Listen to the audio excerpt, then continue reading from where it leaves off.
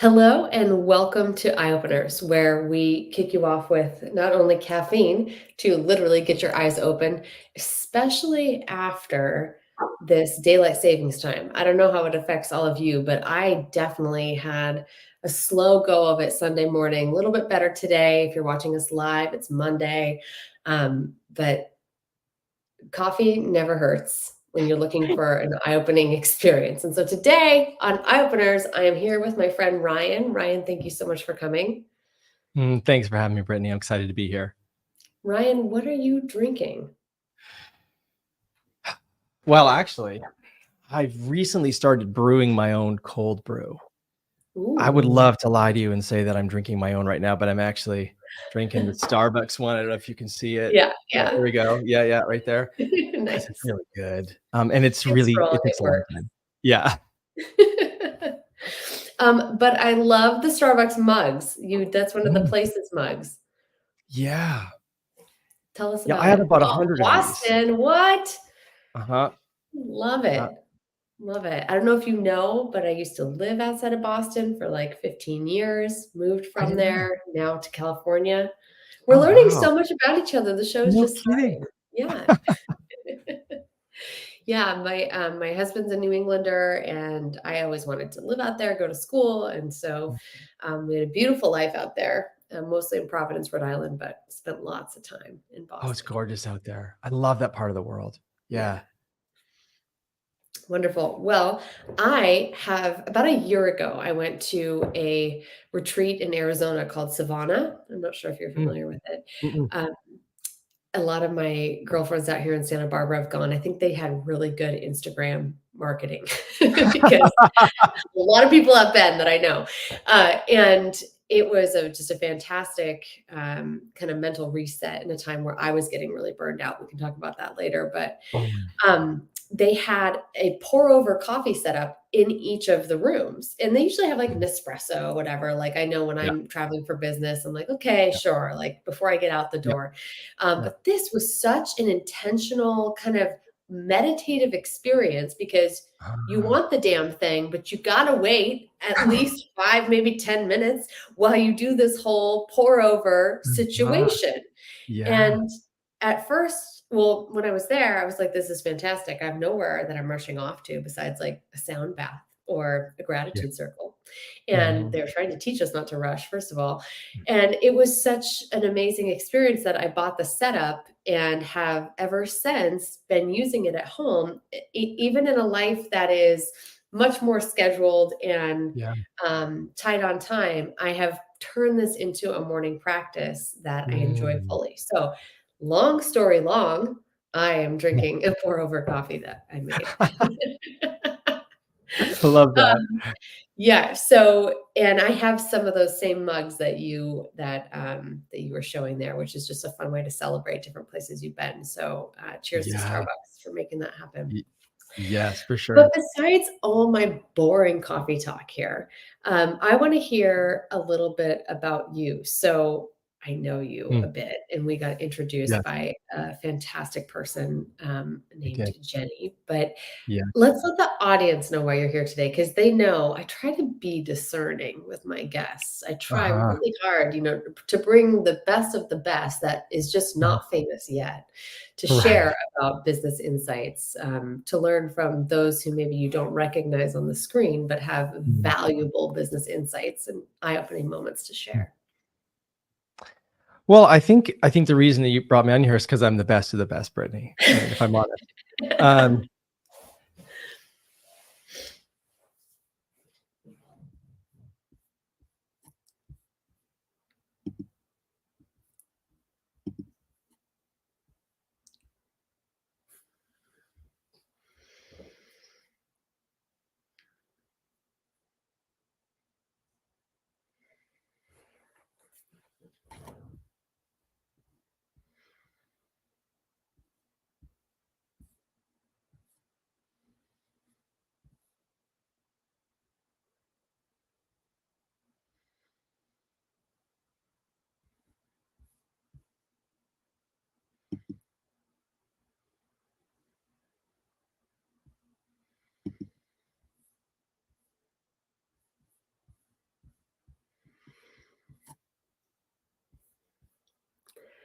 Oh no.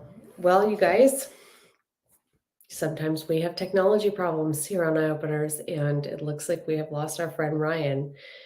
Maybe it was because I scared him with asking for his bio or a little bit about himself. But I'm certain he will be back soon. And in the meantime, I get to enjoy my pour over coffee and wait to share some of these fun, eye opening moments with you.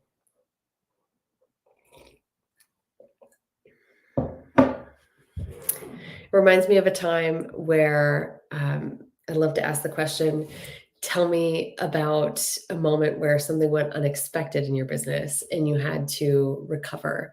And I know for me, I was giving a talk, and I thought I was 2 people in front of me, but someone no-showed or someone else had some problem, and it was like, "Hey, you go."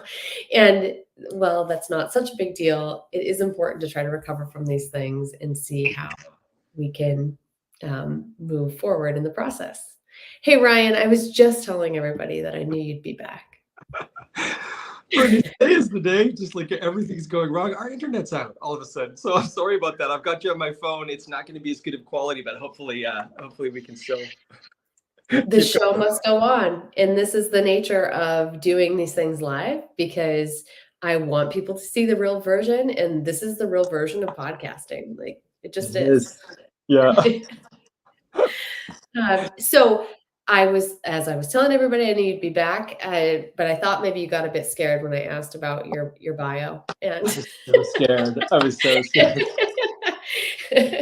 and there's a reason why you're here, and it's because of the depth of your experience as an Mm, entrepreneur and business owner. And so mm. give us the highlights, give us a few bullet points Sure. of you.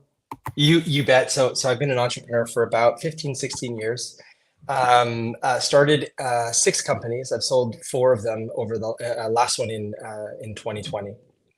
Um, and and started 2 others. One of them that I'm running now called Hope Guide. And I've had a lot of crazy experiences. I mean, I didn't start off as a natural entrepreneur like some people seem to have the gene for it. That it seems like.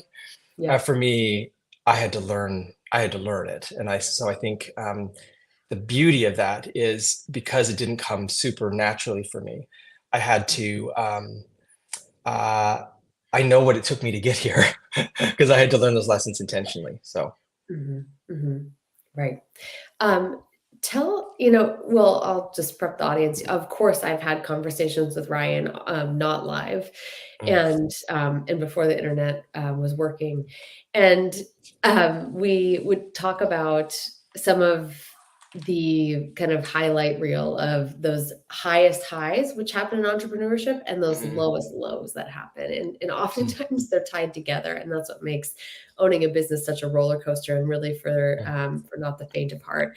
But you told me a story about like one time that you lost about a $500,000 and were down to your last hour of cash. And I've begged him Yeah. to tell you guys the story because this is all of our worst fear. This is everyone's worst fear. And I'm just Yeah. curious, like, how did you get there?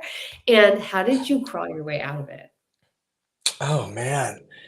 I can't remember if when we were speaking personally, Brittany, I told you the full scale of how I got out of it, but we'll do that. But I mean, basically, what it comes down to is back in I would say probably I'm that bad with timing, but 2014, 2015, I had this brilliant idea, just like all of my ideas are brilliant. And it was so brilliant, I didn't need to test it in any way, shape, or form before going ahead with it. And it was one of our businesses, and we had about a $500,000 in cash in the business at that particular point. And and I was all in. I knew this idea was brilliant. I knew it was going to make us so much money. It was wonderful. And over the course of 3 months, as I went all in on this, we lost everything in the company except for $300. It was roughly about an hour's worth of cash flow, if I remember correctly, maybe less than that. And and I hadn't taken a salary that entire 3 months because I could see my spend was going to be a lot. And I learned some lessons, and we can get into that if you'd like. But that's what brought me to the place of thinking, oh my goodness, like we might be out of money. We had some personal cash we could bring in, but that at the spend rate, that wasn't going to last very long. And I thought that might be the end of my entrepreneurial journey at that particular moment. Mm. Um, and so it's interesting the way that we got out of it, because there was the way it was. It's a little bit of a spiritual story. Hope that's okay. Um, oh, did I lose you again? Brittany, are you still there? Okay.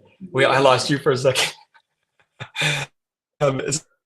It's a little bit of a spirit story because, like many people in times of distress, I start thinking about external resources that I can access.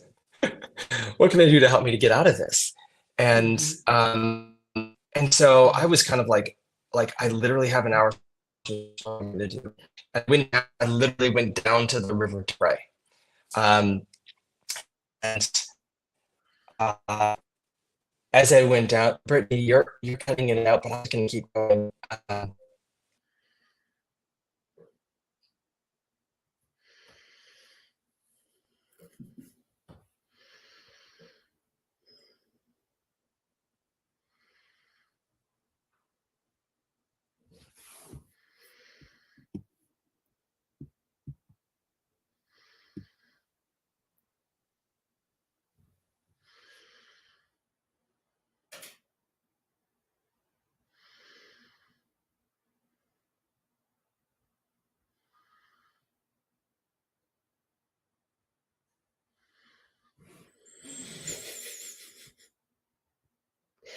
Thank you, Andrew, for sharing what it's like for you guys on your end. I'm sorry, this is what happens when it's live, but thanks for sharing.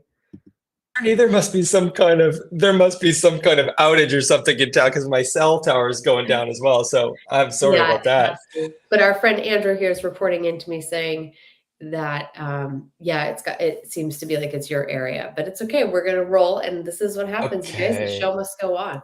Yes. Hi, Andrew. Thanks for that input. Thanks for putting all the blame on me. Okay, so I literally went down to the river to pray because I feel moved. I feel connected Mhm. to nature and the ineffable, the great mystery when I'm by water moving.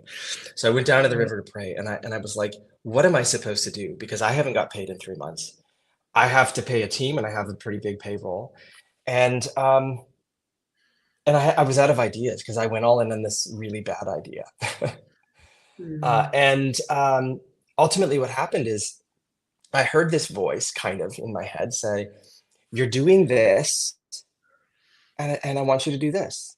And it was this idea of like you're trying to hold on to everything so tight and control everything, and you need to let go. And so, in this particular case, what that meant to me is I needed to make a commitment to make a substantial donation to an organization that we believed in that helped children and widows in Africa. And so I made that commitment, but I knew that I needed to make that commitment publicly so I didn't get out of it because I knew that I'd feel tempted to get out of Mm. it. That's And interesting. so right, because I needed the accountability. Like sometimes you do it for show, like oh well, we want people to know we're good people or something. That's Mm. not the motivation. I wanted people to say, hey, did you remember you promised you were going to give that money? And so it wasn't like a ton, but I think our minimum was $30,000, and it was going to scale up to an unlimited amount based on an event we were doing. But we promised a Oh, minimum wow. of $30,000, and because I knew I needed to change my perspective, and I was sitting from a place of of uh, of loss and of what's the word I'm looking for? I don't have enough, Scarcity? and I Scarcity. scarcity. Thank you. Yeah, and so we had an event that was about to go live. I think it was the next day, um, and um, and when that event went live, and it being our most successful event to date, and we ended up making every penny of that $500,000 back, Wow. plus some. Yeah, now that the event lasted 5 days, but over the course of 5 days, we made every penny of that back plus some, and that's after our pledge that we made to the other organization. And so I was like, well, I'm going to go down to the river to pray more often. That's But yes, amazing. So that's how we But so recovered. much of this, I feel like, Ryan, you're onto something that is super important. I was Mm, literally just on a call with some very, very high level other executive coaches, consultants, that work with executive teams, whatever.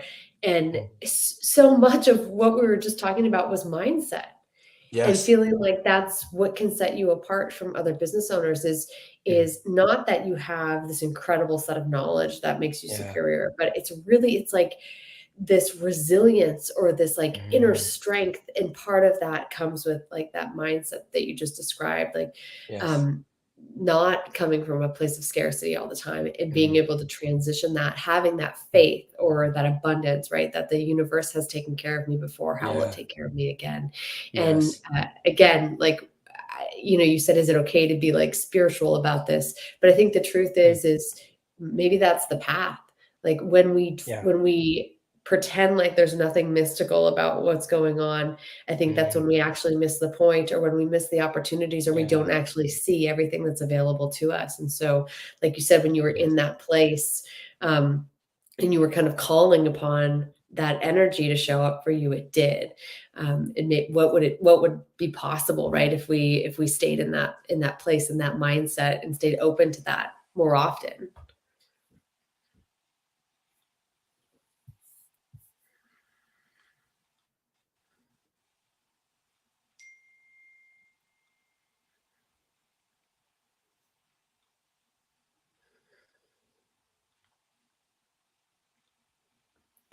Oh no, I wonder if I've lost him again. You guys, I seriously appreciate you bearing with me here today. Ryan is an incredible person who has amazing stories to share, but today we're just going to get them in little segments. Brittany, I'm so sorry, girl. I don't know what's going on today. It's okay. It's teaching me, Yes. we're just gonna, like you said, not hold on, We, we're gonna let go. So what's yeah, gonna and you were happen talking about resilience. it's perfectly aligned. It's perfectly imperfect, right? Um, Yeah. and so what we had touched on this subject earlier about burnout, but like Mm, you said, you've been through several of these building and selling yeah. situations with your companies, Mm, but getting to a place where you had been burnt out. mm, How do you get around that? Because I'm going to be totally transparent with you. mm, My husband owns a business. I own a business. yeah. I'm helping with both. I work with big companies. Yeah. There are some weeks where I am working way too much, and it feels completely overwhelming. And I know other entrepreneurs too who are just burning at both ends. How Mm, did you, what did you learn from being in those situations yourself, and how do you do it mm. better now? This seems to be a lesson that I've been put on this earth to learn, over and over and over again. And I learn something, and then I sort of unlearn it, and then I learn it again. And I keep learning to do it better and better. Um, the first time I learned that lesson, we had sold one company. We were running two others at the time, a few months away from starting another one, and we. Uh, I was a terrible entrepreneur. I didn't really know what I was doing. And so that I was compensating for that by doing everything myself. I wasn't trusting the people that I had hired. I didn't have good processes in place, Mhm. processes for you Americans. And uh, I, um, and I knew that I needed to escape this micromanaging, over controlling kind of nature that I had, which is the reason I was burning out. I wasn't doing things well. I was just working harder. They Mhm. say work smarter, not harder. I was working harder, not smarter, all the time. So I knew the path, but I wasn't taking it. And so we made a decision. I said to my wife at the time, I said, I think the only way that I'm going to learn the lesson that I need to be the entrepreneur I want to be is to leave the country and leave my local business behind. And there's a few things that I had to do in order to do that. I need to hire some good people. I needed to trust them. I need to have really good processes in place. But I Mhm. had all of those things, and I need to just trust it's either going to sink or swim, and I'm going to learn a lesson. And so we ended up leaving the country and going to, well, it was a 1 year trip. We did 32 countries, every continent. Oh, wow. Um, over the course of the year, we moved on average every 3 days. So it really was difficult to run a business at that, in Yeah. that environment. Oh, by the way, with 4 children as well. Um, one of them was 8 months old. Um, with spotty internet and all that kind of stuff. I'm Um, speechless. I mean, you had me at 4 kids. 4 kids, like, just in one location. we continued until we had 6, and then we kind of stopped for a minute. But I was in Argentina, and I said to my team, it was a music school in Vancouver, BC, Canada. I said, "Listen, I'm going away. Don't talk to me for a month." And that was like the big idea, it's like, let's see how this does for a month. And Brittany, I gotta tell you, I was so stressed that whole month. Like it was like, because I just imagined everything was falling apart the whole time. But I was really disciplined for like 3 weeks. And at 3 weeks, I reached out to the director of the school and I said, the tone was basically like, okay, tell me everything that's blown apart. And I said, let's, essentially called an emergency meeting a week before I was supposed to Mm. talk to them because I hadn't heard anything from them and it was stressing me out. I told them, don't talk to me. And they didn't talk to me. And then I thought that meant everything was blowing up. So we had this emergency meeting. I met with the team and I said, okay, like lay it on me. What's going on here? Like, how is everything falling apart? And they were like, no, everything's been going great, actually. And I don't remember the exact number, but it was somewhere between 10 and 15% that the business had grown in the month and since I'd been there. We had a great influx of clients. And and the funny thing is my first response was not gratitude. It hurt my feelings. Mm. I was like, I thought I was more important than that. Like I thought I was that inspiration. And it turns out they were doing a better job without me there. Um, and Oh, so I yeah, that well, that's such an important story, and I really am so glad you can be candid about that and mm, laugh about it now because mm, in the moment, it is scary, and it is our literally our brain, like, telling us, "No, no, no, we, like, have to be important, we have to be needed, we have to be mm, valuable because mm. what if we're not?" And Yeah, that threat can take you all the way back into, if I'm not a valuable part of a group, am I going to be accepted? And am I yeah, going to have that kind of protection that part of us that feels safe? It's a hierarchy of need, literally, right? yes. And so to question your ego almost in that way, and Oh, ego yeah. gets such a bad name, but, Uh-huh. we need our ego to stay We alive. do. It's part of our self-preservation.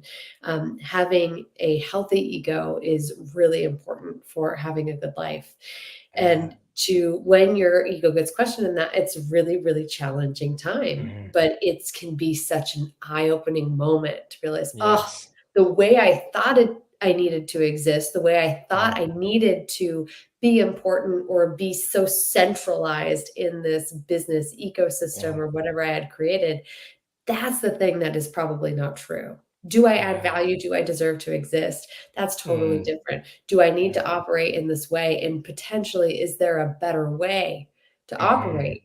Yes. Wow, what a great opportunity.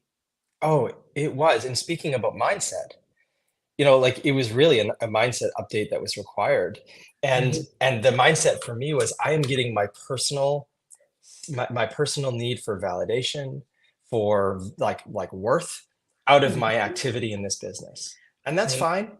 I mean, it's not great, but it's fine if that's what you wanna do.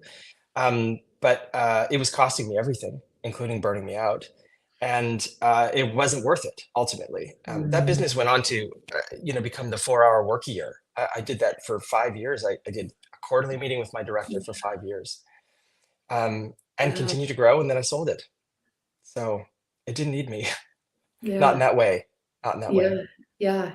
Wow, I mean, I just love this story so much, and it brings me to, like, this point about neuroscience because so many entrepreneurs I meet are pretty risk averse, like or Oh, sorry, they're comfortable. So they actually have a pretty good risk tolerance, yes, versus, like, I guess, any, like, segment of the population, and so yeah, I've always been so curious, and I ask people about their stories and what's led them to this place because there's gotta be some patterning that gets us there, and Mm. oftentimes in entrepreneurship, there's some kind of comfort in the chaos, that people right, though? Like, Yeah, oh there's yeah. something I find for some entrepreneurs, there's some part of that that either, is familiar or gives them, that thrill ride that they need, but there was some patterning previous to them starting their business that Uh-huh.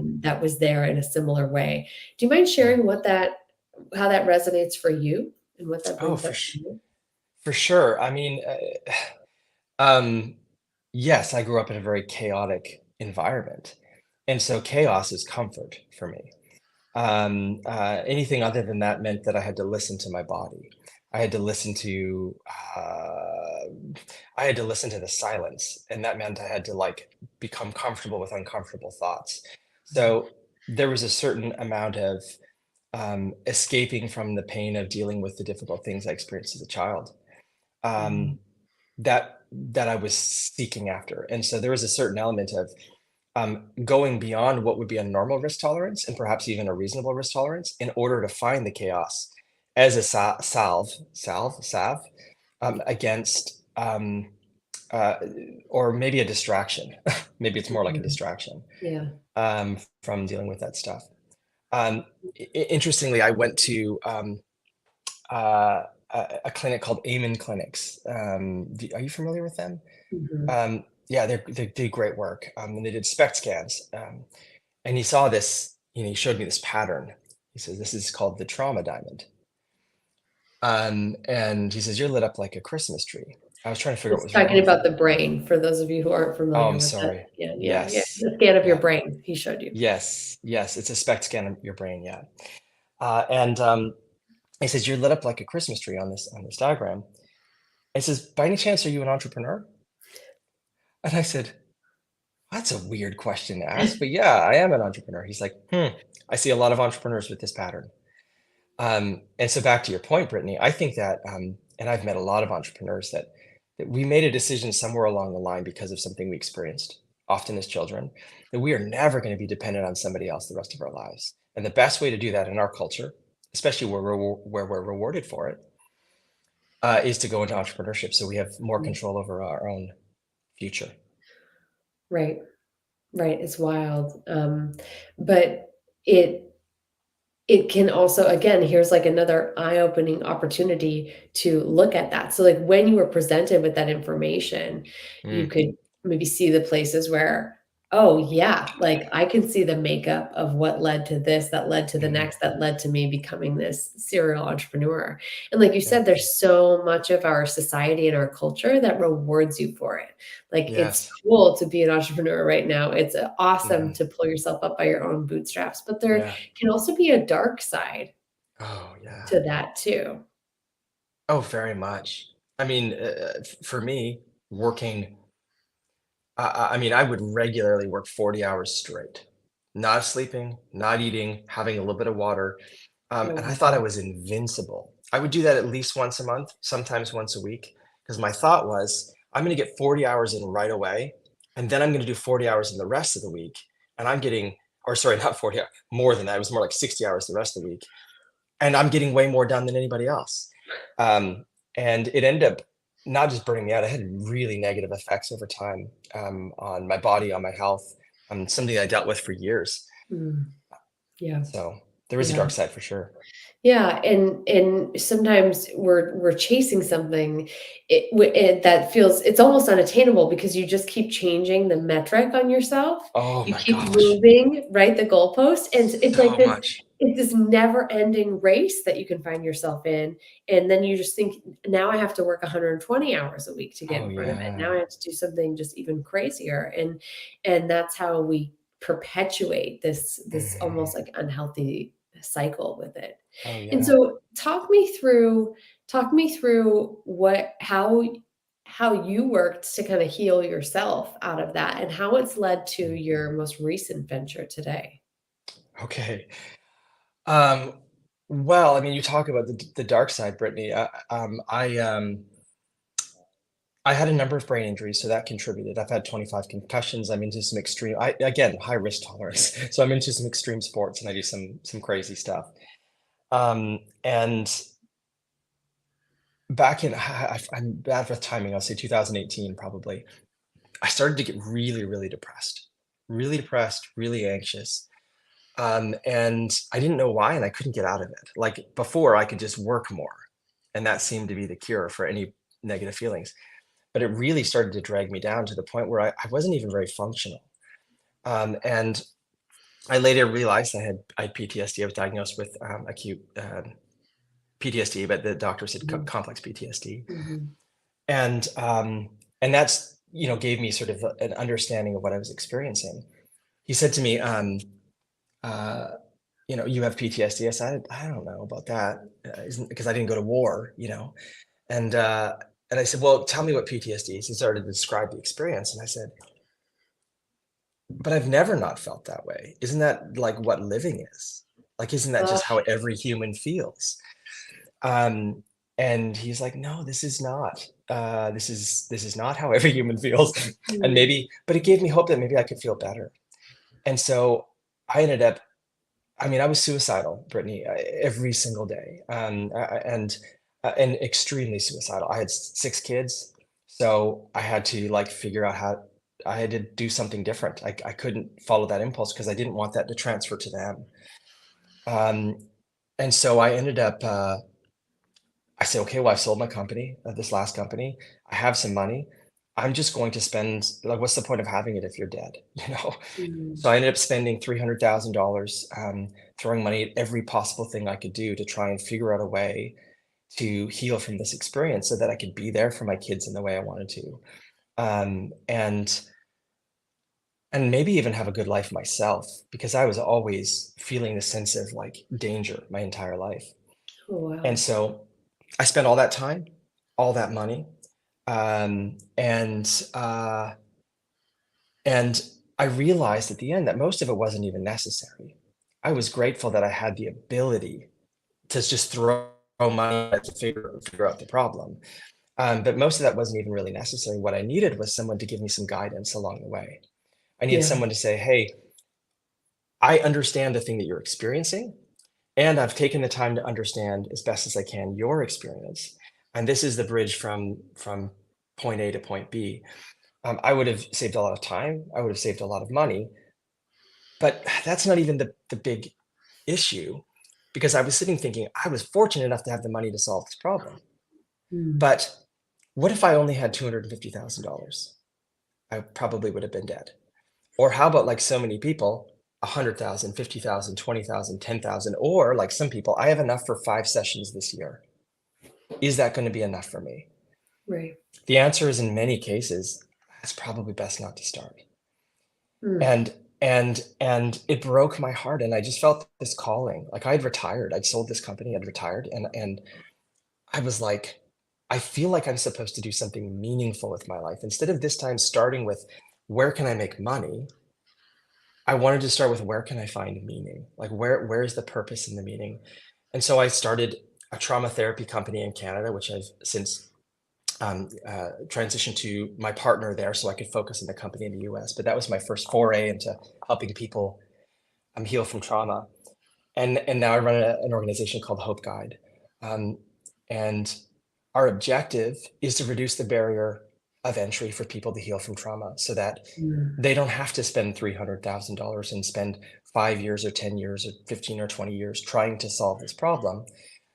We're trying to bridge the gap between very good research that's out there.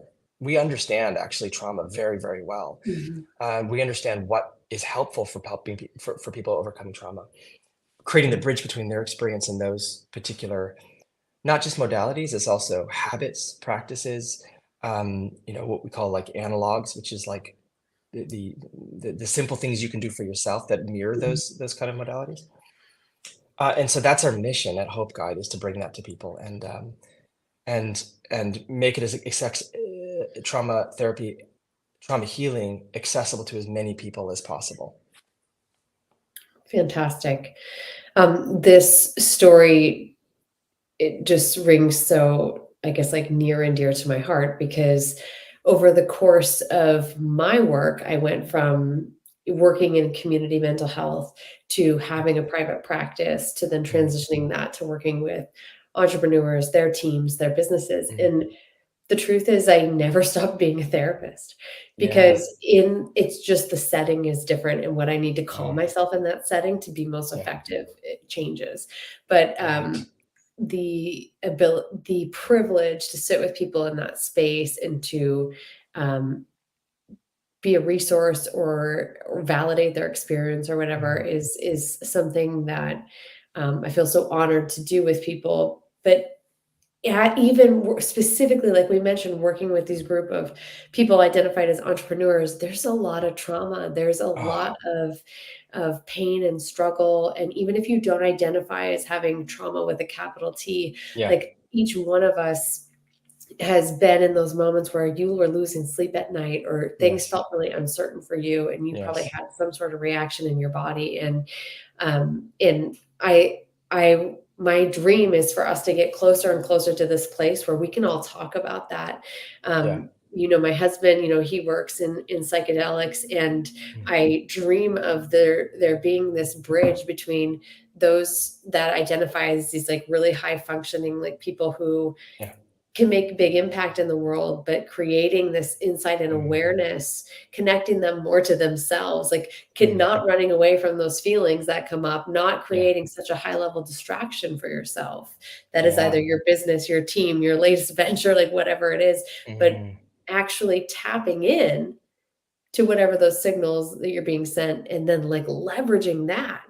I just think Yeah. imagine what we could create in the world if we actually were in resonance, that we if we Oh, were yeah. in, like rhythmic attunement with who we are and maybe with our, those closest to us, our communities. Yes. I just think it can be so amazing. So I'm so Yeah. excited to feature you here on Eye Openers and have this Mm. conversation with you, Ryan, because I, you have literally taken what you've learned over the years and have now Mm. turned it into something that's going to create really great positive impact in the world. And so, Mm. thank you for being a person of such integrity. Oh, thank you, Brittany, and thank you for the work that you do too. I 100% agree with you on the entrepreneurs. Like we have such an opportunity for impact, Mm. and and helping them to work through trauma is such it's like a one to many. Like it has so much potential to really make a difference in the world. So thank you for Right. doing that. Yeah. Yeah. And just, what I've seen when I've helped, I give you like a CEO example. The other day, I was doing a whole VIP day with him, and Mm, I asked, what's been the most impactful thing we've done in these last 8 hours? And he said, mm, oh, this that we spent 2 hours like reflecting on yeah.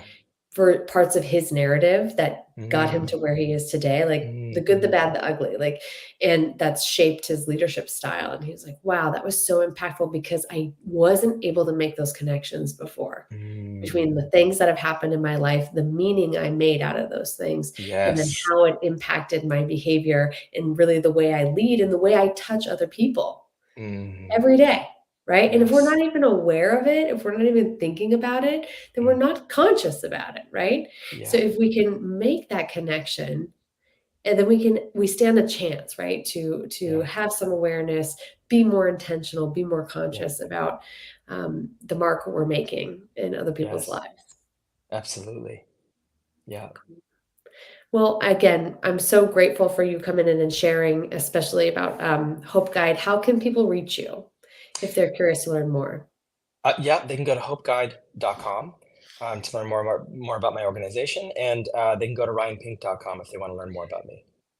Awesome. We'll make sure that is linked in all the show notes wherever you're seeing this now. If you're Mhm. watching us live, then you can certainly reach out to my team and we can put you in touch with Ryan as well.